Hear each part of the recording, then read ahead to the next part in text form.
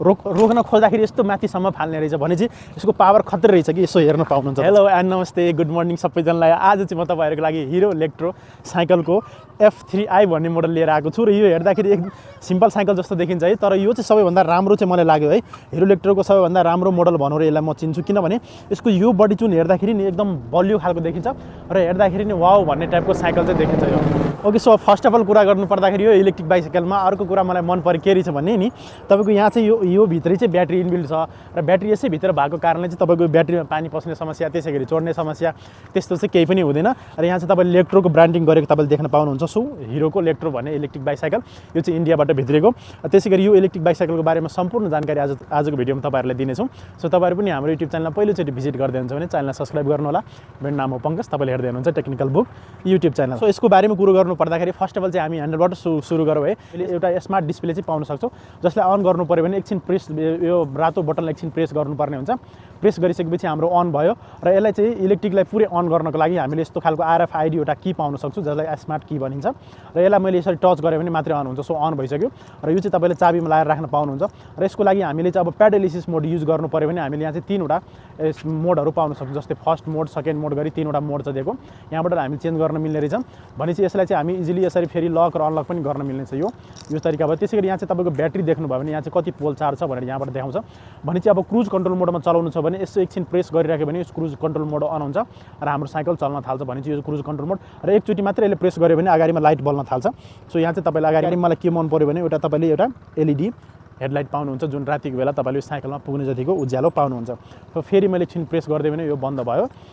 हामीले तीनवटा मोड पाइरहेको छौँ, लो, मिडियम, हाई। र यसमा हाईमा राखेर चलाउनु भयो भने तपाईँले लगभग 75 to 90% तपाईँले मोटरले सपोर्ट गर्छ र थोरै पावर चाहिँ तपाईँले आफै प्याडल गर्नुपर्ने हुन्छ। र एक्सिलेटरको लागि फेरि तपाईँले यतातिर एक्सिलेटर मोड पाउनुहुन्छ, जुन चाहिँ यहाँ चाहिँ तपाईँले देख्नु भने यो यति चाहिँ भनेको एक्सिलेटर भयो र यति भनेको हाम्रो हातले समात्ने ग्र्याब रेल भनौँ है, समात्ने। त्यसै गरी मोटर अन अफको स्विच हामीले यहाँ पाउन सक्छौँ। र मानिलियो मोटर मलाई अफ गर्न मन लाग्यो भने मैले यसरी थिच्दिएँ, अब मोटर चल्दैन, जति बटाएर पनि चलेन। अब यसलाई एकछिन त्यो गऱ्यो भने अब हाम्रो मोटर चल्न थाल्छ है, मैले एक्सिलेटर लिएँ भने। सो यहाँ तपाईँले देख्नुभयो र यो मोटर चल्यो भने लगभग 25 km/h को स्पिडमा घुर्न सक्छ थटल मोडमा है। यदि मोटरबाट चलाउनु भयो भने 25 km/h को स्पिडमा घुर्न सक्छ। र अर्को कुरा यसमा चाहिँ तपाईँले यतातिर गियर चेन्ज गर्ने अप्सन चाहिँ पाउनुहुन्छ, जुन सिमानोको यो पनि गियर मलाई राम्रो लाग्यो है। अब यसमा प्लस गर्दै गयो भने यहाँ चाहिँ बढ्दै जान्छ है, यसरी चाहिँ फेरि यसरी गर्दै गयो भने हाम्रो गियर चाहिँ घट्दै जान्छ। सो यसरी चाहिँ हामी चेन्ज गर्न पाउँछौँ। र यो नर्मल गियरवाला साइकलले पनि उकालो ओह्रालो तानिराखेको हुन्छ भने चाहिँ यो त झन् इलेक्ट्रिक हो भने चाहिँ आफ्नो पावर पनि आयो र मोटरको पावर दुइटैलाई युज गऱ्यो भने हामी जस्तो सुकै उकालो यसले मजाले तान्न सक्छ। भने चाहिँ अर्को कुरा मलाई यसमा के मन पर्यो, यो मोडल चाहिँ F3i भन्ने मोडल भर्खर अस्ति मात्रै भित्रिएको छ। र यसमा चाहिँ के लाग्यो भने यो बडीको जुन फ्रेम तपाईँले देखिराख्नु भएको छ, यसभित्र चाहिँ ब्याट्री इनबिल्ड छ, यहाँ इलेक्ट्रो भनेर लेखिरहेको छ। र तारहरू जति पनि छ यहाँ भित्रैबाट यहाँ माथिसम्म आएको छ, जति पनि इलेक्ट्रिक वायरिङका कुराहरू भयो। ब्याट्री चार्ज गर्नु पऱ्यो भने हामी यहाँ चार्जिङ पोर्ट पाउन सक्छौँ, जुन तपाईँले देख्नु भने ल्यापटपको चार्जर जस्तै यहाँ चार्जिङ पोर्ट दिएको छ। ल्यापटप हाम्रो चार्ज गर्ने पोर्ट हुन्छ त्यस्तै टाइपको। र चार्जर पनि यसो एकदमै सानो छ, त्यो पनि म तपाईँलाई अहिले देखाउँछु है। त्यसै गरी अर्को कुरा चाहिँ मैले यो ब्याट्रीभित्र ब्याट्री छ भने चाहिँ अब मोटर चाहिँ कहाँ छ भने चाहिँ मोटर यहाँ चाहिँ हाम्रो व्हिलमा छ र यो साइडमा हामीले डिस्क ब्रेक अप्सन पाउन सक्छौँ। यहाँ चाहिँ पछाडिमा एउटा डिस्क ब्रेक भयो र अगाडिमा पनि हाम्रो डिस्क ब्रेकको अप्सन छ। तिर चाहिँ तपाईँले 7 स्पिड गियर पाउनुहुन्छ, यो पनि सिमानोको गियर। ल अब यसमा चाहिँ मोटर पावर कति रहेछ, यसको मोटर पावरको बारेमा कुरो गरौँ है त। मोटर चाहिँ यहाँ हबमै अट्याच छ र यो 36 भोल्ट 250 वाटको BLDC हब मोटर हो, जुन 36 भोल्टमा अपरेट हुन्छ। र यसको टर्क पनि राम्रै छ, जो टर्क चेक गरेर म तपाईँलाई देखाउँछु है। जस्तै म एकछिन यसलाई बटार्छु, त्यो गर्छु होइन।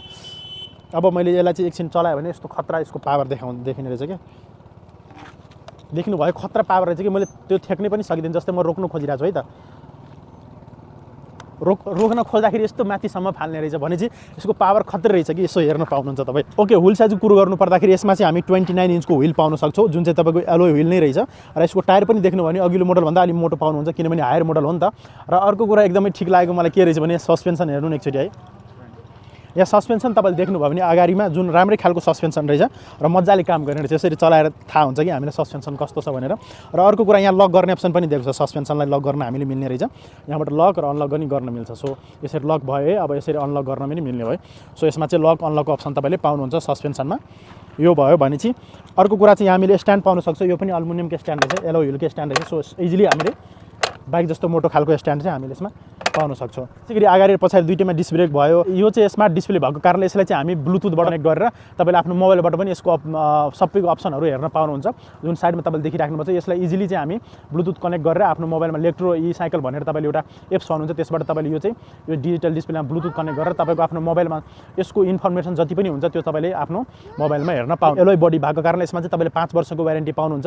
बडीमा चाहिँ यो मोडल भन्दा मलाई चाहिँ एउटा मन पऱ्यो के रहेछ भने यो चाहिँ तपाईँले देख्नुभयो भने यहाँ चाहिँ यो ग्र्याबले हात समात्ने जुन दिएको छ एउटा राम्रो लाग्यो मलाई। यस्तो मोडलमा कुनै पनि थिएन, यो चाहिँ मलाई ठिक लाग्यो।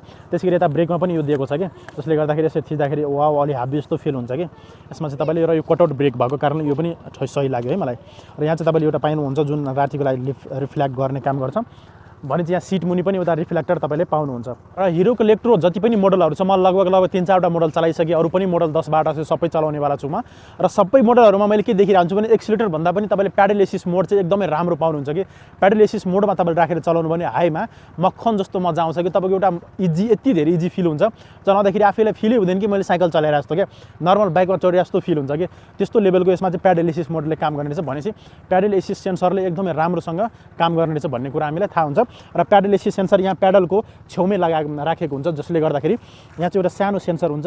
तपाईँको अन भएको बेला चाहिँ यहाँ बत्ती जस्तो बल्ने चाहिँ यहाँ एउटा सेन्सर जस्तो छ र यही हो प्याडल एसिस्ट सेन्सर। भनेपछि यो प्याडल एसिस्ट सेन्सरले यदि राम्रोसँग काम गरेको छ भने इलेक्ट्रिक साइकलको मजा चाहिँ बेग्लै हुन्छ चलाउने बेला। यो साइकललाई चार्ज गर्नु पर्यो भने यसको लागि हामीले यस्तो खालको ल्यापटपवाला चार्जर पाउन सक्छौँ। एकदमै सानो छ, ल्यापटप जस्तै चार्जर छ र यहाँ लाएर यो पोर्टमा लाएर हामी इजिली चार्ज पनि गर्न मिल्ने रहेछ। भनेपछि यहाँ चाहिँ पोर्ट दिएको छ र यसरी लाएर हामीले चार्ज गऱ्यो भने हाम्रो 3 देखि 4 घन्टामा यो इलेक्ट्रिक बाइसाइकल चाहिँ फुल चार्ज हुन्छ र घरमै लगेर पनि चार्ज गर्न मिल्ने रहेछ। यसको लागि चार्जिङ स्टेसन चाहिँदैन है, यो एकदमै सिम्पल छ र हाम्रो ल्यापटप चार्ज गरे जस्तै हो यो पनि। ओके, लगभग सबै कुराहरू तपाईँले थाहा पाइसक्यो भने अब प्राइस कति पर्छ भन्ने कुरा तपाईँले मनमा त लागिसक्यो होला। सो प्राइस मैले यहाँ अगाडिमा राखिदिएको छु, त्यो चाहिँ एकचोटि तपाईँले हेर्नु होला। र अहिले तपाईँले जनवरी अहिले 2022 हो भने चाहिँ 2023 को जनवरीसम्म तपाईँले यो इलेक्ट्रिक बाइसाइकल किन्नुभयो भने तपाईँले 15,000 क्यास डिस्काउन्ट पाउनुहुन्छ। र अफरको डेट पनि मैले तल मेन्सन गरिदिएको छु, त्यही पनि हेर्नु होला। अफरको लागि र यो इलेक्ट्रिक बाइसाइकलको बारेमा अरू कुराहरू तपाईँले थाहा पाउनु मन छ भने तपाईँको अगाडिमा पनि फोन नम्बर राखिदिएको छु र डिस्क्रिप्सन बक्स पनि चेक गर्नु, त्यहाँ पनि फोन नम्बर राखिदिएको छु, भिजिट गर्नु होला। र अन्य डिटेल जानकारीको लागि तपाईँ एक्चुअली सोरुमै भिजिट गर्नुहोस् र टेस्ट राइड गर्नुहोस् र किन्न मन लाग्यो भने किन्नु होला। सो तपाईँहरूलाई भिडियो कस्तो लाग्यो, भिडियो मन पऱ्यो भने च्यानललाई सब्सक्राइब गर्नु होला। मेरो नाम हो पङ्कज, तपाईँले हेर्दै हुनुहुन्छ टेक्निकल बुक युट्युब च्यानल। भेट्ने नेक्स्ट डे अर्को भिडियोमा। आजलाई यति मात्रै। Okay, bye bye and take care.